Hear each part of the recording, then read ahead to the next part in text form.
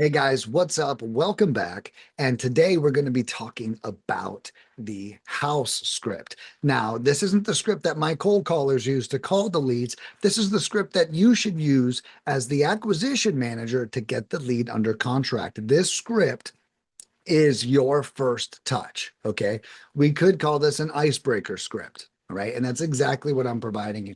What do we say first? What do we say to start opening this person up? Okay. That's our goal. We want to open up the seller, right? So, what can we do to get that done? So, I'm going to go ahead and do a screen share here in the background and let's get this rocking and rolling. All right. So, first, I've got a little checklist here. As soon as a lead comes in, what do we do? So first, we really got to like check our energy here. One joke I always make is you don't want to call a lead while you're grumpy. All right. And this is exactly why we create processes and why this is outlined this way. So the first thing is read the notes, be optimistic, and visualize a positive outcome. Okay, let's talk about that real quick. We want to get this lead and imagine best case scenario, not worst case scenario. So we got to pump ourselves up full of positive energy. Hell yeah, just got a lead, might make 50K. Let's check this out. Okay, that's the energy we need going in. Excitement. All right. Then the next part here is don't just shoot for disqualification. So many people just, I had one client tell me, it's like, it's like some people think they're doing a favor getting a no out of the seller early, and you're really not. Okay. Don't shut down the relationship. Don't shut down the conversation. All right. It's not going to serve you. So, one example, this client said to me, I asked the lead, I said, you don't really want to sell this property, do you? I'm like, yeah, don't say that. All right. That is not where we want to take this call. We need to be shooting for yeses, not shooting for nos. Okay. So do not try to disqualify the lead, only try to qualify the lead. Okay. That's number one. Number two, focus on the seller having a great experience. God, this is so important, right? So often we're thinking about ourselves and our own situation, and we're not thinking about what the seller is going through. Okay. And that's where we need our mindset to be. We need to be thinking about them. We need to be empathetic. How can we improve their experience? How can we make their life easier?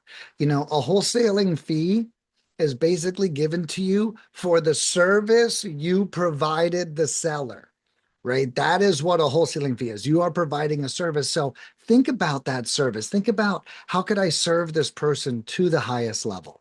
Okay. Having that mindset is going to really help you. So thinking about their experience is going to help you get in the mindset of providing a very catered experience. And that's exactly what they need. Okay. Now, the next thing is be friendly, have a good conversation, and show them you're there for support. Okay. And now, the funny thing is, that's a lot like giving them a great experience again, right? And that's exactly what that is. So, first, we think about their experience, and then here's what we have to do to give them a great experience. Be friendly, focus on having a good conversation. Don't worry about price or distress level or anything yet. You focus on having a great conversation. That is your number one priority. Okay, I'm changing this right now. Okay. A great conversation. All right. Next up, we're going to proofread our script. Okay. The script is very simple. The most important thing for you is rebuttals. Okay. Now I have all of them down here as well. We're going to cover those in the next video, but we have our script here. We want to proofread everything before we go into it. Okay. And then we just want to make sure we're fresh. We want to make sure that, we're warmed up a little bit. All right. So that's why we proofread the script. Then we call the lead. Now I have one tip here. Never use the lead's first name, right? Like when you greet them. I know you think that you're going to get additional rapport points if you call them by their first name. And that probably is true. However, what actually happens is using their name gives them a very small percentage that they're actually going to be that name or go through with that. And the last thing we want to do is give a seller a reason to hang up on us. So we do not ever use their first name on our first touch with them. Hey, Bill, don't say that. Okay, it could not be Bill. He could be go by a nickname. Maybe it's William. We don't know. So do not use the person's name because that's just going to give you an additional chance to blow it. And that is not what anybody wants. So, call the lead, never use the lead's first name. So here's what you do want to use. You want to use the name you know. So if you know their cold caller, the person they spoke to, then you use their name. So, hey there, you recently spoke to Sherry about 123 Sycamore Street. Is that right? Oh, yeah, I did. That's correct. Oh, great. Well, Sherry mentioned you may be interested in selling, but why don't you tell me, how did you plan on doing that?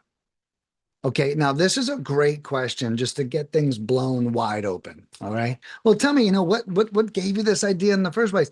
A lot of people might say, well, honestly, speaking to Sherry was the first time I ever said it out loud. That's going to happen a lot too. And that's great. That means that you get to be there to help craft the solution with them. Okay. So tell me, how did you plan on doing that? All right. Really brilliant stuff. So totally use that line. And then they're going to start talking. Now, there's some tips for you. So your job is to take what they say and match it up with the solution that you can provide. Okay, whether that's novations or listing it or creative finance or wholesaling it, whatever that is, we want to take why they want to sell and how they want to sell, and we want to present our strategies as a solution to that. Okay, so that's what we're listening for after we ask them that question. Now, I have some amazing rapport building tips here. So every chance you get, dive into a story that they might have or a story that you might have. Okay, if someone talks about grandma's apple pie and you have a memory about apple pie, hey, bring it up, right? These little things connect us as human beings. So while we're having this enjoyable, uplifting, uh, light conversation, we're looking for opportunities to insert our core memories into the conversation. Okay. This will really help you connect with the seller in a very big way.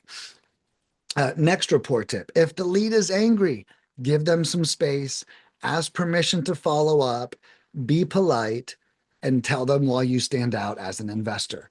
Okay. If someone's grumpy at all, don't necessarily push it. Okay. The more respect you can give them, the better the next call is going to go if they're grumpy. If the lead is engaging, stay on the phone with them as long as possible to build as much rapport as possible. Okay. Have a great conversation, be engaged, be active, and then if you're feeling that connection, don't hang up the phone if you don't have to. Okay. Don't push it. Don't force it, but don't go out of your way to hang up. Sometimes we can get nervous and all we want to do is the call to end.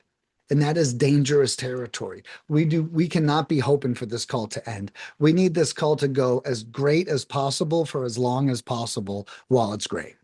And then we got to get out of there. Okay. So if they're engaging, stay on the phone with them to build as much rapport as possible. Enjoy the conversation. Here I have another tip. You want to have 3 great phone calls before you drop a low price on a seller. The more rapport you have, the less of a blow the low offer will be. If they feel invested in you and they like you, that will absorb their disappointment of the offer and also open up additional communication. All right, so the next 2 things, ninja tip, using a due diligence checklist. Okay, this is a amazing tip. One of my clients does this. And with every lead he calls, he has all the things he needs to know about that lead. Now, on our cold call or our text message, we might ask some of those questions already. So let's say he needs 8 things. He might have 4 of them already. Okay. Well, then there's four he doesn't have. So on this call, he would review his due diligence checklist and he would work in the questions that he needed asked or he needed to know about the property through the conversation. So having a due diligence checklist is a great way to not have to bother your seller more than you need to. Let's get all the information while we have them on the phone. The next thing, which is actually going to be our next video, is going to be use a rebuttal checklist. Okay, it is incredibly important not to let the seller stump you. I see it all the time with our new acquisition managers as well. Is as soon as they get a little stumped, they just can't wait to get off of the phone. And we have to have prepared rebuttals in order to overcome that. Of course, you're going to get off the phone if you don't know what to say. So, what I created is a list of rebuttals and things you should say that we're going to cover in the next video, which I'm super pumped about. Well, all right, guys, thank you so much for tuning in. I really appreciate you, and I'll see you on the next video. Let's talk about rebuttals.